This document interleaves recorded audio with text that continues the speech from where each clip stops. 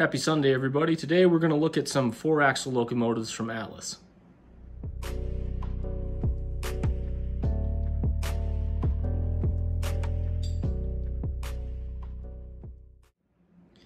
So frankly, this video has been a little bit of a long time coming.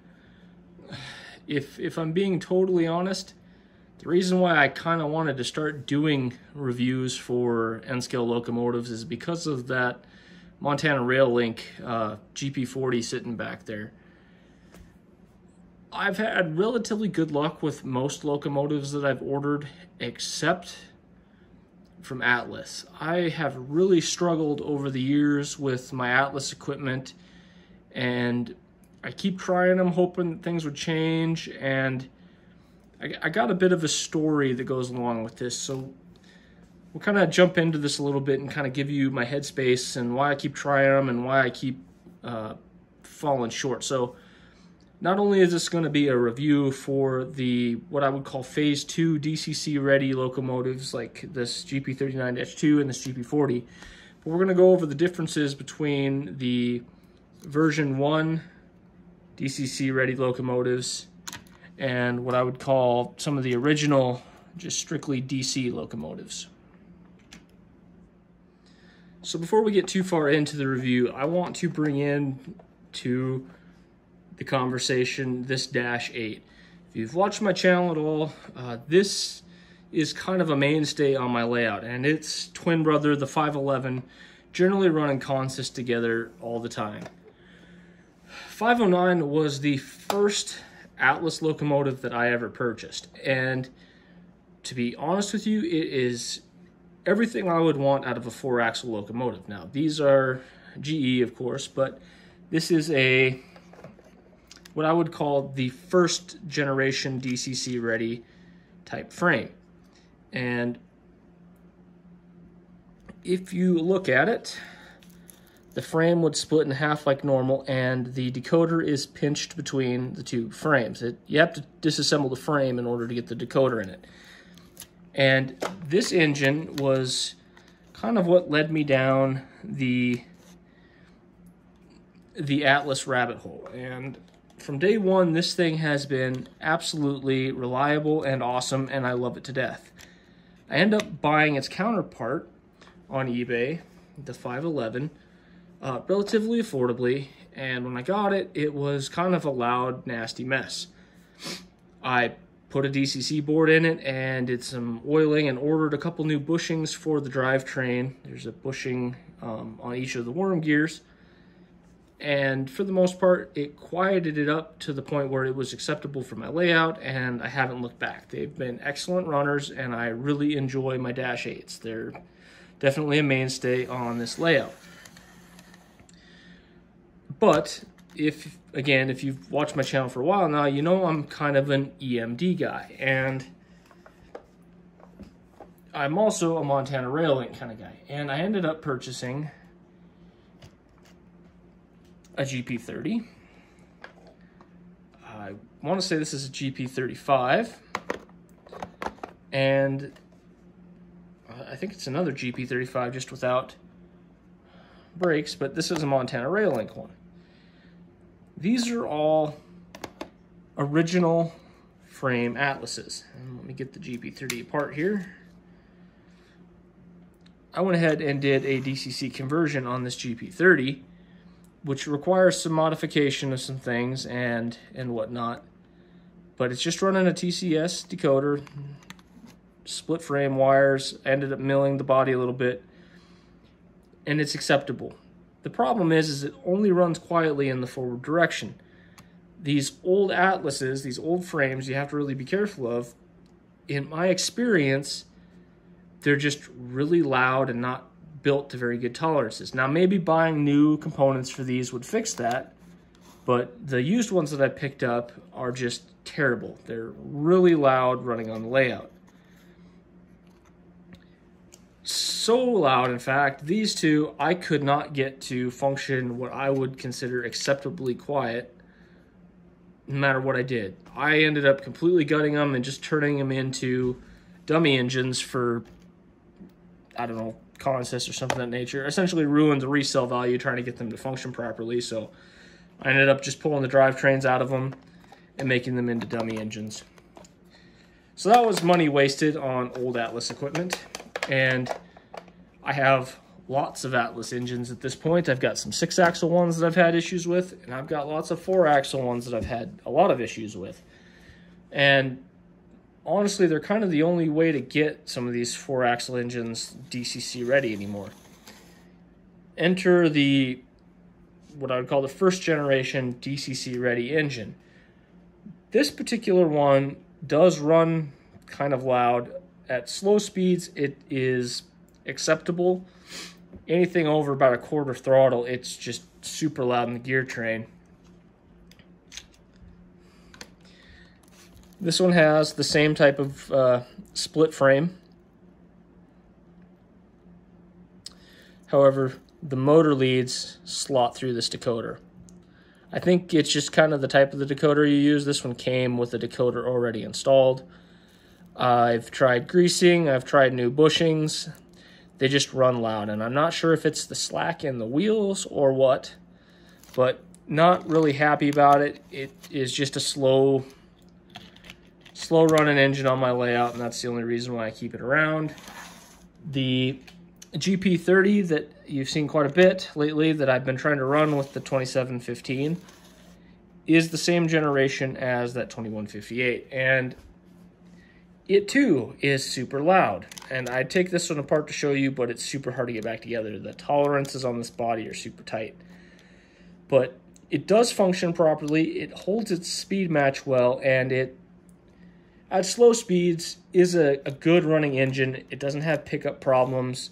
It seems like it's a decent runner, other than, of course, it has the Atlas gear train that is grossly too loud for end scale stuff. So now let's go ahead and look at my Generation 2 DCC ready Atlas engines. And this is really what the review is about today. So now I've got the Gen 2 DCC ready engine sitting in front of me here, and they're relatively new releases. So this was in my head probably going to be the best running Atlases that I could get my hands on, especially in the 4-axle type engine. So I ended up getting the Montana Rail Link, I don't know, about 6 months ago, and I've been fighting it for a long time, and I had some issues with it, and I thought I'd try another one to see if I could get the issues with it ironed out. Maybe it was just a one-off, and I'm still kind of struggling with these, so I'll get to that in a minute, but I do want to take some time and look at these and show you some of the upgrades that Atlas has made and why I really thought these were going to be a departure from the quality of Atlas that I was used to seeing, and this is going to be a new generation, and this is going to be the answer for my 4-axle engines. So if we zoom in and just take a look at this, we'll just start with the Rail Link.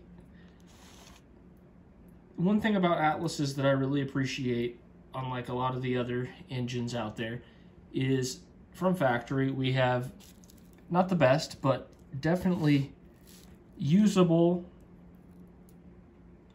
couplers back here. I wish it was microtrains, but I understand this is kind of their thing, and that's all fine and good. They do function. But we have painted handrails, painted steps. It's just an easy thing you can do to really make an engine look a bunch nicer, and I do appreciate that Atlas does that. And really, the body detail on these is really quite good for the price point that the DC engines come in on. And I mean, excellent radiators, fans look great up top. They're difficult to see on camera. The newer Atlases definitely have better handrails. They're a bunch stronger, they're less flimsy, and stay attached much better than the old ones. That's always a problem I've had with the Atlases. I think for, at least to the best of my knowledge, we still kind of have the same dinky plastic being used for the truck covers. They look decent, they're just never really, oh, how do I put this? They always end up being a little bit out of flex, or I'm not really sure how to state it, but they never quite fit the wheels perfectly, so the trucks always kind of look like they're canted in an odd direction. But again, for the price point, these are really pretty affordable models. Fuel tank looks really good. We have good detail on the fill. They go ahead and paint all the caps and whatnot. The lettering, good and readable in all places. I'm a little bit out of focus. We'll see if we can get a better focus there. Nah. But definitely legible. Numbering looks good. It has all of the qualities of a really nice engine, and they do. They look gorgeous running on the layout. And if I put my 2715 on here, I really like the color orange that they came up with for this one. These new repaints, the swooshes, they get the color spot on, in my opinion. If I set this one next to one of the ones sitting, you know, across the street at the granary from me, they look just like them. Details on point. I mean, I'm not sure how totally 100% accurate it is, but it is passable for me. It's just a really nice looking engine. They both look just gorgeous. Excellent body detail. Radiators fans look good. I can't say enough good things about how these things look. They're just excellent models. And if we go ahead and pull, maybe I'll take the body off this one here. They've done a lot to fix the pickup problems that the older engines used to have. The wipers on the old engines could get kind of misplaced and would fall off the pickups, and they weren't the best. Now they have wires soldered directly to the wheel pickups. They come and interface directly with the frame, and to the best of my knowledge, this really helps fix a lot of the pickup problems. The new DCC Ready system is so much nicer than the old ones. If we pull, and this was a really good window shade, by the way, well designed. To change the board, all you have to do is pop out the DC board, like is in this one, and slot in a DCC board, like so, and rock and roll, we're ready to go. Excellent design. I think they're really coming a long way with how their frames work. I wish you could access, again, I hate that they cover up the worm gear and whatnot, but it is relatively easy to access if you just pop the wheel set off. So minor gripe there, but I always like to have access to the worm gear. For one, you can see if your grease is getting crusty. Two, you could grease it if need be. I do like that the new frame is not screwed together in this particular instance. These hold really well, and they make it super simple to get into the body if you need to. If you pop the fuel tank off of the bottom like so, you'll see that there's a spot pre-milled ready for sound, and the motor leads have a direct spot to connect to the speaker. No wiring would be required to install a speaker should you want to put one in an aftermarket. I believe they're pre-wired for lock sound. All fine and good. I don't have one with it in here yet. I'm trying to make some deals there. But the decoders, the rear two, to the best of my knowledge, look to be the actual motor leads, and the front two pins right here would run to your soundboard. Like I said, they are really coming a long way in making these super nice to work on, super simple to install sound on, and I really think the engineering is getting there. Not to mention that these are really nice and quiet running machines. They do really move. I don't get any gear train noise out of them. They're just super nice that way. However, this is where I'm going to get to the problem that I started running into. When I bought this Montana Rail Link, it was, like I said, a breath of fresh air from Atlas. It was smooth. It had excellent pulling power for its size. It was super quiet, and the fine motor control was really next level for affordable engines. How do I put this? Like a DC ready or DCC ready Kato does not have the fine motor control that one of these Atlases does. They really do run nicely, and it is probably a product of the newer series Atlas. I also have one of these. You've probably seen it on my layout a couple of times. This is a U25B, and it's a newer release from Atlas, although it is running the DCC version 1 type frame. And it too runs really quiet. It has really good pickups. It has an NCE decoder in it, and I've had zero issues with it. It is an excellent engine. It's not quite what I was looking for my 2-axle. I thought I'd just bring it up in this review. It's going to have its own separate one because it really does deserve its own review.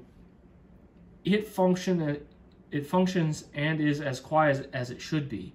So I don't know if it's just the EMD frames that they're having this problem with, because those Dash 8 seem to function just fine. That UB25 or U25B functions just fine. But it's like every GP I get from Atlas just has a problem. And these GPs are the same. I'm having motor issues with them. And I'm rambling a little bit here because I'm not really sure how to do this, but just stay with me. All right, I've been ranting a little bit. I'm going to try to start over here and see if this comes together a little bit better. We talked about all the good stuff that I really like about these things, how I think the frames are really coming around, they're really getting their drivetrain put together, but it really seems to me that the electronics in these things are subpar. And I'm going to just quickly run up the Montana Rail-Link engine that I've got the frame off in the back, and it currently has its DC board installed. And the lights are on, and I have verified that we have good connection between the motor contacts and the, in this case, DC board, but I have also tried this with DCC boards. And if I turn this thing up, nothing really happens. I'm at 99% throttle right now, but if there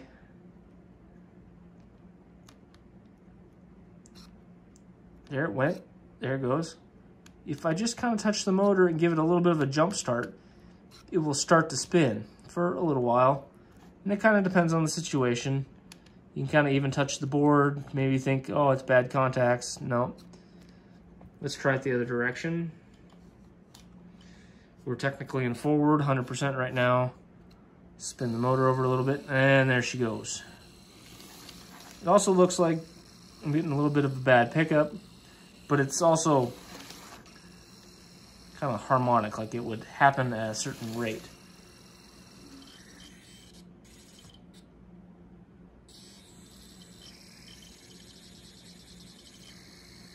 And don't mind the sound, this is on a DCC board or DCC layout, so it kind of makes a funny noise. But I have tested this. I just put a couple pieces of track up and put one of my old Kato, you know, actual DC controllers, and it does the same thing. I've tried cleaning the pickups. I've tried ohming my wires on my pickups to make sure there's not a whole bunch of resistance. All of the contacts seem good. And I've tried different decoders. I thought that's actually what the problem was to begin with. I eventually got past that. I ordered several decoders, tried multiple different brands. It stopped working, and it was absolutely a wonderful runner when I first got it. It was super quiet. It had excellent motor control. It was awesome until that first month kind of came to an end, and it just started to crap the bed. I really wanted to see if it was just this or if it was kind of all the new Atlas models, so I ended up picking up the 2715 next, and it came with a decoder installed. Not sure who had it before me, but they said it was new old stock and they had installed their own decoder, tested it, whatever, on eBay. This is one of those things, because the way the N-scale industry works, they kind of do runs for a while and then they move on to something else and they make it. So the most recent release for something could be 2 years old and then you're buying it. And it makes kind of a rare engine problem start to occur. There are manufacturers that keep their things in stock all the time, and then there's manufacturers that just do runs, and then you're struggling to get your hands on one of those runs. And if you don't get them right away from a reputable dealer, you basically don't have a warranty, because most of the time you're buying them, you know, as new old stock on eBay, especially where I live, where there's no local hobby shop, and you're kind of SOL when it comes to warranty. And that's kind of what I've been running into on all of my Atlas engines. Most all of them have had a problem except for a very select few, and I brought up that UB25. It's been great. I'm going to do a separate review for it. It's still a version 1 frame, DCC frame, but it has been absolutely great, and I've got lots of runtime on it. It's got excellent pickups, and it just seems to run really well.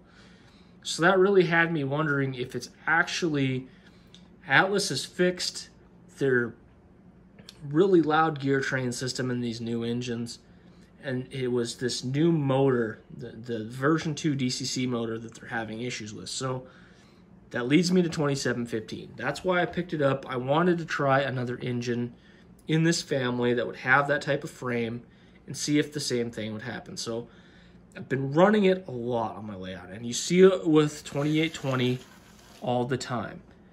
They're constantly running in consist together, pulling loads. 2820 is a version 1, and it's been really reliable, other than it has a loud gear train. And it must be just part of the GP family on these older engines. I don't know, because that UB25 doesn't have this issue. 2820 is also kind of an older release, so that might be part of it. But like I said, finding these engines in a current release is basically impossible, so you have to buy new old stock. But it had been holding a really good speed match for about 2 months. And in the last 2 weeks, it's been slowly falling apart, and they've come out of speed match pretty substantially. The 2715 seems to be slowing down slightly every couple days, to the point now it's already warmed up, because I was testing it again before this video, but it still has good slow speed control, except it's been warmed up. If it hasn't been warmed up, I don't have the slow speed control. It's also been starting to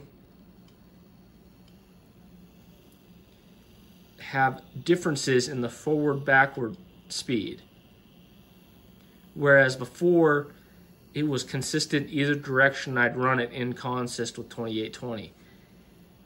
I'm also starting to run into pickup problems with it. Going across turnouts, it's getting really finicky and unreliable. And 2820 does not deal with those issues, 2715 does.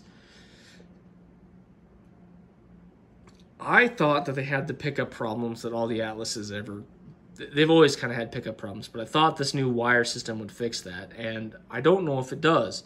And maybe it's actually the decoder in this that's starting to fall apart, but I can put a DC board back in this, and if I don't let it warm up, I still don't have the speed control again. So I think this motor is starting to fail, just like the Montana Rail Link one did. If that's in fact what's going on, that's just my opinion. I'm getting ready to send these back to Atlas, and it's going to be an expense on my part. They won't cover it because I didn't buy these from a dealer per se. So I have to pay shipping there. I more than likely will have to pay to get the motors replaced, and then I'll probably have to pay shipping back. It's going to be a bit of a costly venture. I've done some research. If it was in fact the motor that's failing on these, it's about a $35 to $40 fix. So each one of these is going to be, in that ballpark to fix. So the initial price plus a decoder plus a possible motor repair really puts these things way out of the price point for anyone. I honestly don't know who these are for. I would think that Atlas would stand behind their product a little bit better. You can look in these and see that they haven't been ran that much. I would hope that they're going to cover this under warranty, but I'm not really sure. But I don't really want to go out and buy a couple of 2 more motors for $40 a piece and put in these, only to have them start doing the same thing. If it is a frame problem or something of that nature, I can't figure out why they'd be that way, but if it is, I would like them to verify that and tell me how to properly fix it. I've contacted them. They've never heard of these problems before, and I've had 2 different run units do what I assume is exactly the same thing. I think 2715 is on its way to failing. And frankly, the older units, the DCC version 1s, their gear train sucks. And that's my problem with Atlas. The old stuff just really isn't up to the quality standards of the modern engines. Excluded from that conversation is the Dash 8s. These have been excellent. Every one of these I've ever owned has really been good. Other than I do want to look at the 3-axle Dash 8s here in a little bit. I picked one of those up, and I have some interesting thoughts on those. And that'll be a fun little video when we get to it. But these GPs really suck in my opinion. I'm just... It hurts me because I really want some cool EMD GPs to be running around doing my local work, but I can't get any that are reliable, that are affordable. I just don't know what to do. It really is kind of a bummer for me. So I'm going to send these back. We'll see what happens. But I guess this is me asking the community for the first time. Has anybody found any good EMD, like 4-axle, switcher type engines that I could do local work with that have been reliable, have good, quiet drivetrains? Because that's really what I want. I don't want to sit here and listen to meat grinders go around my track, which is essentially what a couple of these sounded like. I'm just kind of done with Atlas, especially if I have some better luck with their 6-axle stuff. We're going to see. I've got some testing that I'm doing right now. A couple of them seem pretty good. A couple of them I'm a little confused on. But yeah, I might be done with Atlas unless I can come up with some better quality.